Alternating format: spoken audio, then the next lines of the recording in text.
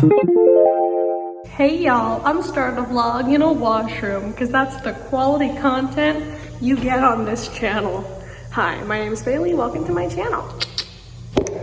So hello, I know this washroom is very aesthetically pleasing to start a vlog in. I've got standards, but I'm starting a vlog because it is Saturday. This echo is also very wonderful. I think I look cute today though, so anyways, welcome to a vlog. My name is Bailey, yay. I am starting this weekend reading vlog because I like vlogging, but two, on Monday, my best friend and I are flying out to meet Marissa Meyer in Vancouver. Now, I live in Canada, and Marissa Meyer's never come to Canada, so this is really exciting that she's coming to Canada. And so, my friend and I are flying out from where we live, within not Vancouver, to Vancouver to meet Marissa Meyer. And this is like, so we both turned 16 in October, so this is like a late Sweet 16 present for both of us, and we're super excited. So I'm gonna vlog that as well because, you know, I have a long weekend this weekend. It's Saturday, Sunday, Monday, and Tuesday, and then I'm missing school on Wednesday because we're flying back on Wednesday. So I'm gonna vlog it. But yeah, this is a vlog. I'm not gonna give you like a reading update right now because I think this is enough bathroom content for you. But yeah. Hi, Ava. Hi. Where are you going? Vancouver. That's nice. What are you doing there? Meeting Marissa Meyer. Why? Because I'm an interviewer. I'm gonna be a journalist, did you know? perfect. Are you excited? Yes. Wow. Have you finished Supernova? Uh-huh. I haven't. I'm a failure, but Nice. I'll see you on the plane.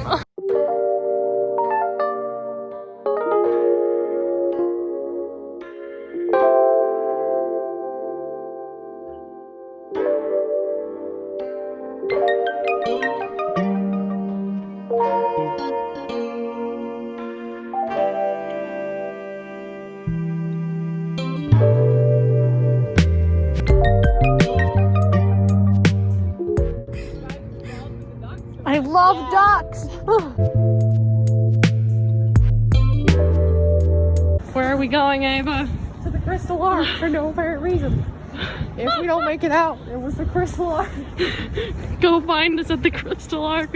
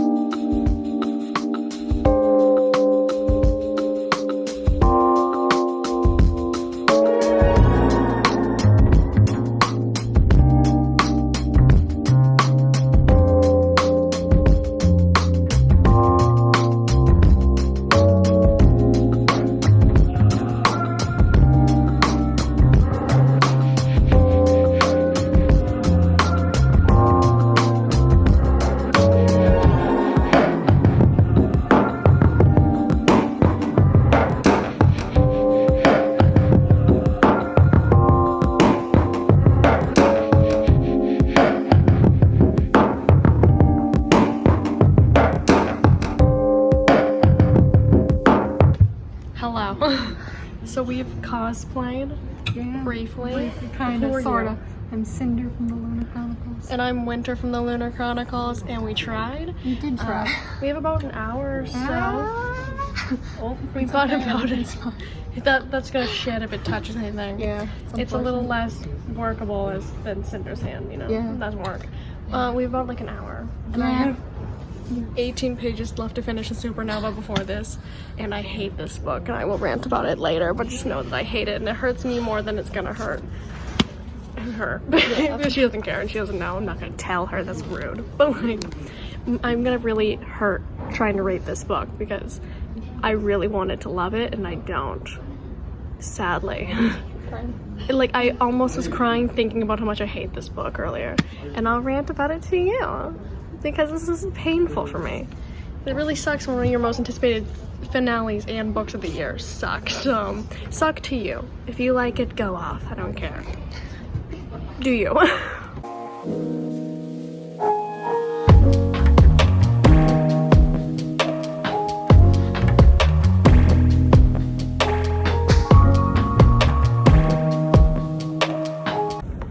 everybody thinks they've got depression and an STD. Okay, time to recap the event. I'm here too. So we got these funky fold-out poster thingies, and there was like postcards and tattoos.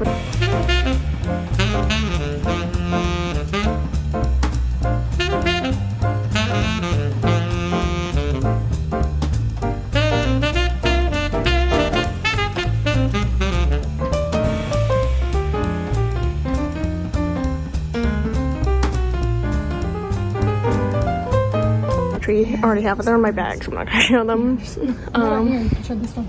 There's Yeah. the saddness. And I also got, that was the one I put on. It's kind of rubbed off. Yeah. We have a lot of books. I've got like a bag full of groceries. Yeah. We both bought 2 books, I do believe. We both bought a copy of Supernova and a copy of the book that Marissa Meyer's friend who was there wrote. It's Lin Tang and the Pirate Queen by Tamara Moss. Oh, it's blurred by Marissa Meyer. Oh, here you go. That's sweet. Yeah, it was really fun listening to them talk. Blur your books for you. You need to write a book. You blur each other's books. That's a technique. But yeah, the discussion was super fun and getting them signed was really amazing. Cool. It was stressful. We'll talk about it in the hotel room. It was like our first book signing. I know. And it was like the books that brought us together. I know. It's okay. So that's really special. Yeah. End of an era. But like the start of something new. Yeah. That was like our first book signing. It was chaotic, and definitely going to more. So, yeah. Also, I finished Supernova, and I'm emotionally destroyed.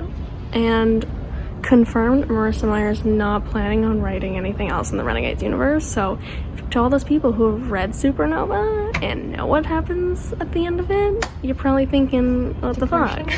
And I'm thinking that too, because I'm having a mental breakdown. So, yeah, just think about the fact that you probably won't get anything in that universe for a while. It's kind of sad. And what happens in the epilogue, and you're like, the fuck? And you're not getting any clarity on that. So just think about that, sweetie.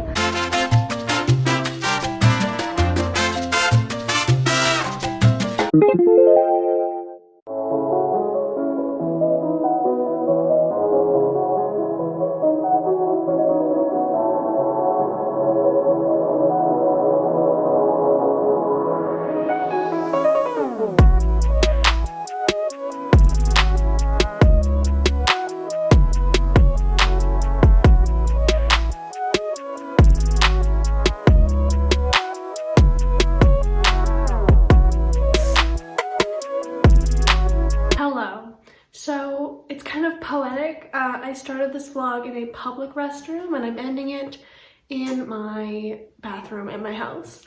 So yeah, this vlog was less of a reading vlog, although I did read, but more of a montage aesthetic travel vlog book signing thing. It became kind of messy, but I still want to post it because there is some clips that I like and I want to kind of archive.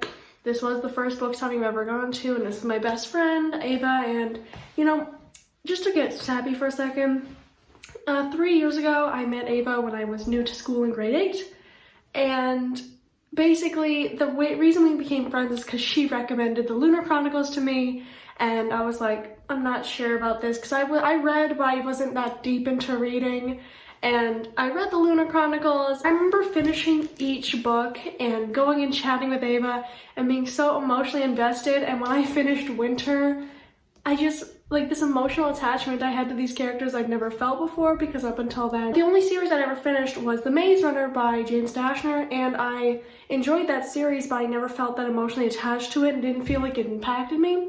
So this was the first series that I ever felt fully impacted. Me as a person, I got emotionally attached to these characters, and that would never have happened if not for Ava, and it was really nice going and this being my first book signing with my best friend, and we've been dreaming about meeting Marissa Meyer since we were in grade 8, so it was really like wonderful to go do this. It was really emotional, and it just felt like, you know, achieving a dream that we thought wouldn't come true until we were adults. So it was really cool, and I love Marissa Meyer. She's one of my favorite authors, and this was really amazing. I'm gonna show you all the books I got signed just because I have a stack of them. I feel like, you know, I didn't really mention it, but yeah. So I got Winter Signed, which is the final book in the Lunar Chronicles. I'm not going to give descriptions of the Lunar Chronicles. I'll give you a brief one. Sci-fi fantasy retellings of fairy tales. So Cinderella is Cinder, Scarlet is Little Red Riding Hood, Winter is Snow White, and Cress is Rapunzel. So I really like them. I'd suggest reading them. So I got Winter signed. We brought a lot of books. And I got Wires in There Volume 2 signed, which is the final chronological book in the Lunar Chronicles and the second graphic novel. Yeah. And then I also got Arch Enemies by Marissa Meyer signed, the best book in the Renegades trilogy, Don't At Me, which I'm also going to talk about Supernova briefly at the end of showing you all of these. Speaking of Supernova, I got this copy that I bought and read signed, and then I bought another copy and got that signed.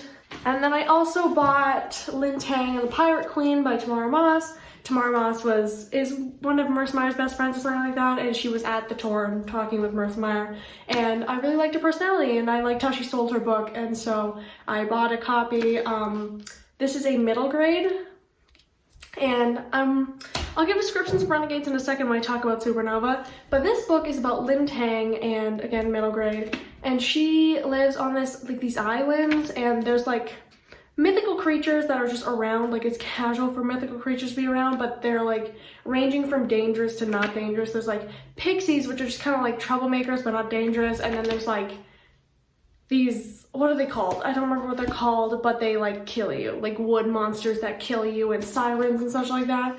So it ranges from that, and one day Lin Tang and her friend Bayani get attacked by a really dangerous mythy, and they're saved by this pirate captain who is Lin Tang's like role model or idol, and they end up getting on this pirate ship, and it's kind of like an adventure story. I'm actually 81 pages into this, and I'm really enjoying it. It's really fun to read. I really wish when I was like in middle grade age, I'd read something like this, because I think I really would have liked to see something that's, one, so diverse as a person who's not white, something so diverse and fantasy and super engaging and fun to read when I was younger. But yeah, I'm really enjoying this. After reading Supernova, it's really nice to have something that's kind of easy to fly through because it's not that deep. You know, not to say middle grade can't be deep, but typically as a not middle grade person, I don't get hit very hard with middle grade. But yeah, that's this.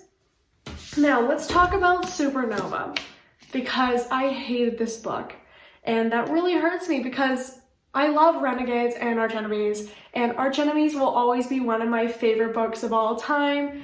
I love that book so much, the way it is nuanced and the way it tackles morality and politics in such a nuanced way that's not too direct was beautiful, and I loved it so much.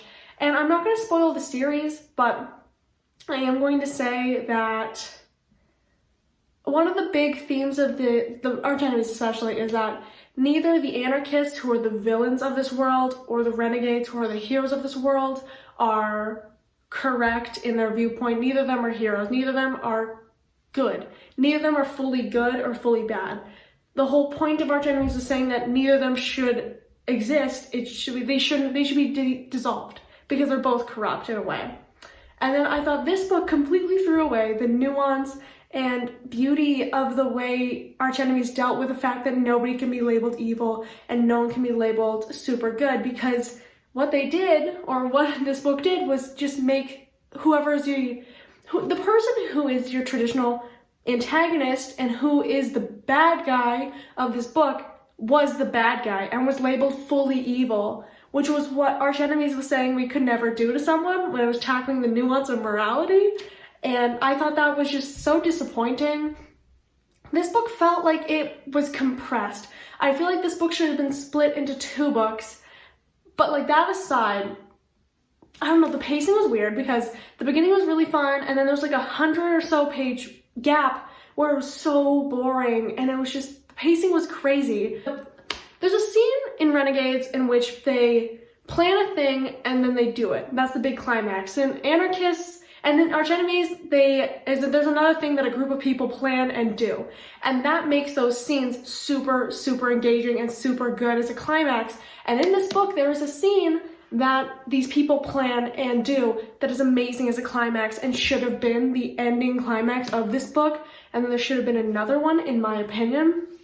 But that's aside, I think that everything in this book that we've been adding, like, waiting for from this whole series, everything was so subdued and everything was so anticlimactic. This series deals with alter egos, and this book had to reveal their identities. That's not really a spoiler, but like, they had to reveal their identities. And when that happened, it was very, very anticlimactic, and it was very disappointing to me because we've been building up to this whole fucking series, because, you know, every time these people interact, you're like, what, like, this all has to boil over at some point, because this can't be happy, this can't end this way, because we have to reveal these identities, because this is such a turning point. But it was so casual and anticlimactic that it loses impact in the reader, and I really was so disappointed by that. And I hated this book. And the main character, Nova, I hated her development in this book. She became so passive and lost her badass character traits, and she was constantly apologizing. And Nova, if you didn't know, is the character who is a villain or an anarchist. And this again leads into what I thought this book did, was that instead of taking the nuance of Arch Enemies saying that the anarchists aren't villains and the renegades aren't just heroes, it basically said, this book basically just confirmed that the anarchists were villains and the renegades were heroes. And it's just frustrating because everything I loved about Arch Enemies was gone. I didn't like this book. Nova, like, the characters, none of them stood out to me really in this book. Like, none of them, I didn't like any of them at all. And everything, like, Marissa kept taking things back. She would take back big moments. Like, something would happen, and then she'd take it back, and then we'd do it again, but you lose the impact the second time, and then a really major thing that happens in this book happens, and then she takes it all back at the end of the book. And I think that's a detriment to this novel and the impact it can have on people, because basically none of the emotion you feel in this book matters, because by the end it's all restored and nothing's really gone wrong, except for a few things. Like, nothing is permanent. It felt like none of the impactful scenes were that impactful because she took it back in the end anyway. And then one thing, the epilogue. We have a massive reveal in the epilogue, and it's a massive cliffhanger. And I went to the signing and we asked if she plans to write anything else in the Renegades trilogy or the Renegades world, and she said no. And if you've read this book, you know what happens in the epilogue, you know what the reveal is, and it is so mind-blowing, and I just need another book or another something in this world, because that's a thing that needs clarity in my mind, because there's a reveal about a character in this book, and it's so big, because I feel like this whole book was just big, shocking reveals that just take away a lot of stuff. Like, shocking reveals are nice sometimes, but in the third and final book in your series, you shouldn't be all like oohs and ahs and info dumping other shocking information on. You should be clarifying and just answering the questions that we've had from the other two books, instead of just every page throwing in some new shocking thing. And that's what I found this book was trying to do, and in the process made it very anticlimactic and very annoying. And surprisingly, this book was very cringy. I don't find Marissa Meyer to be very cringy at all, but this book had so many cringy lines that I just, like, couldn't handle. But back to that epilogue, I feel unsatisfied with that, because I'm like, that's such a big reveal that I expect some clarity on, and the characters deserve clarity on that, because that reveal is central around a big thing that's been leading one of the characters in all, like, motivating this character through all of these books and all these years. I wanted clarity on that, and we're never going to really get clarity, or not anytime soon, because she's not writing anything else in this world. But yeah, compared to the Lunar Chronicles, I didn't love this one as much, like this series as much, but I think Arch Enemies was a masterpiece, to be honest, and this book really let me down. I never said my rating. I haven't settled on a rating. It is between 2 and 3 stars. I think right now I have it on 2.5 stars, which if to think about that, I rated Renegades like 4.5/5 stars and Arch Enemies 5 out of 5 stars. And to rate this book 2.5 stars is really jarring because one, it's Marissa Meyer, and two, it's the finale to a series I love. And it hurts me so much to do that because for me, rating books badly or rating books lowly doesn't affect me. Like, I don't feel bad because if I don't enjoy something, I don't enjoy it. But the build-up I had in my mind and all my expectations I have for this book, and to be let down so fully is just so sad. Like, I'm sad I didn't like this book, and it hurts because I so badly wanted to like this, and I so badly wanted a good ending, and I didn't get that, and it's really upsetting. And it's like, I know in the long run it's not going to taint my view of the rest of the series, I hope, but right now it's hard for me to look at this series with anything more than disappointment because I think it had so much potential and this finale was just so disappointing. I just wish Marissa Meyer went for it because she did. She went for those jarring and emotionally scarring and hurting things, but she took it all back at the end. And I think that is a detriment to this book because I know Marissa Meyer likes her happy endings and I get that, but it didn't work for me because she tried to go this deep place because this series handles so many more topics and deeper topics than Lunar Chronicles, but I feel like she lost it in this book. And the final scenes in this book are just like very messy and we don't get to see the remnants of this world which we've been building up to this whole series. I just think there was a lot of missteps taken with this book. And I don't know, I think Marissa Meyer should have just gone for it with what she was going for. Like, there's a lot of things that should have been irreversible in this book, and I think she should have kept them that way. Like, those big drawing things that happen to characters should have stayed that way, instead of at the end taking it all back and giving back what we've taken from these characters, you know what I mean?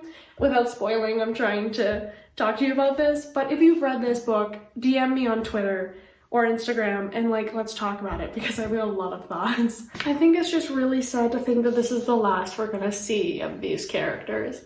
I think with any finale to a series, it's really sad to think that you're not going to see these characters again. I don't know, you spend so much time with them mentally. It's kind of sad. But yeah, I think that's enough of me talking about this book. But I just feel like I can't talk about books that I really, really care about because I just feel like I'm never going to get the words I want to say out, and it stresses me out as someone who is a perfectionist, and I just really want to get this across to you, but I don't know if I'm doing so well. It's kind of tragic disliking Supernova because in a week or less than a week, Queen of Nothing comes out, which is another finale to a trilogy I've been anticipating greatly, and if that book disappoints me, I'm going to be destroyed inside, so get ready for that. Reading fantasy and finishing especially fantasy series, to my mental state, it destroys my mental state. I know logically knowing that I should stop reading fantasy, but I can't do that. I love fantasy, but when I finish books that are fantasy, it really sends me into a depressive state, and I don't know why. If this happens to you, tell me because I'm just curious, because I just get so depressed and hopeless. I get this hopeless feeling in my mind and in my body, and I just, for a week after I finish fantasy series, and even just fantasy books, I just feel so depressed and so down. Even if I love the book, this is not just because I did not like Supernova, but even when I like a book a lot and it's fantasy, I get so down. I don't know why, my anxiety heightens and I get into this depressive state, and it's all because I know in the basis of my mind is that, this feeling that you will never experience anything as wonderful and amazing as a fantasy world, and it just sends me into this depressive state that I hate. While reading fantasy books, I know that this is coming, and it makes me so sad because I hate this feeling. The sense of hopelessness is the worst feeling ever. But, it's inevitable, and if you couldn't tell, I'm in that kind of a feeling right now, so that's kind of upsetting, but you know, you win some, you lose some. Logically, you should stop reading fantasy, but I'm not gonna do that. Sorry, mental health. But yeah. If you've gotten to here, it's the end of the vlog. Thank you so much for watching. Bye-bye.